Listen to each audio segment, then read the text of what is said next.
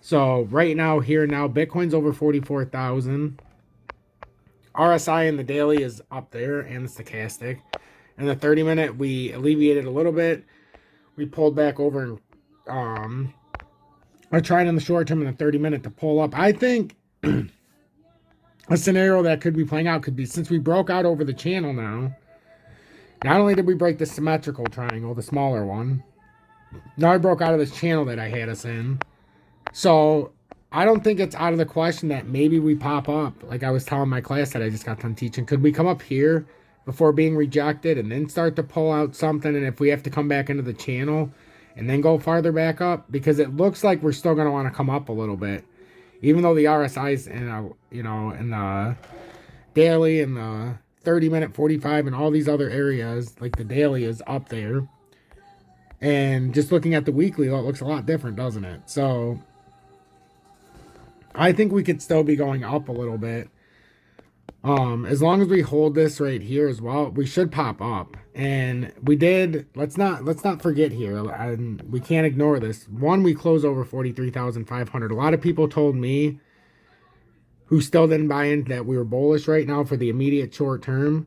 They kept telling me, well, what about 43,500? We can't technically be bullish until we have a close over 43,500. And I heard that yesterday when I got in my position. Aren't you worried that it's not over 43,500? I'm like, well, I am not. I'm cautious of it, but it's not going to make me worry about it. I was more intrigued by the fact that the weekly was so under, that it has so much room to be able to run. So, like I said, you got to trust your gut at the end of the day, and I believe I know what I'm doing. So we're going to say it's right around the trend line here, close to it. So, I mean, that would put Bitcoin, actually, it's a little bit lower. We're giving it too much credit. But you see, it would actually come up to there. So that's a perfect interpretation. I think that would finish off this, actually, if I'm being honest, because we broke out of a cup, back tested it, bounced up, now back testing it again. So, I mean, this would come up here, and then it would probably be ready to pull down. So if we have a quick push up tonight, just know, before we can have this big push up again, we're going to have to alleviate some pressure. So if it goes up to that, whatever position you're in, that would be the time where you take the profits in the swing trade, not when we're on a bull flag in Bitcoin. Even if it breaks down, the move here is to let this play out, because we're not doing the volatile swings.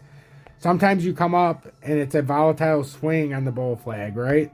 This time it came up and it's been a level playing field. That means it could come up, not way up there, I wish, but it could come up to here, right, before it pulls down. That's what I think could happen. But the pull down is what I'm saying is, if it pulls up here, the pull down is really not even really a pull down. Yes, it would make people think that the run was over, because you'd have a pull down of better than 3-4%, maybe even more in some cases, but it would just be the top of the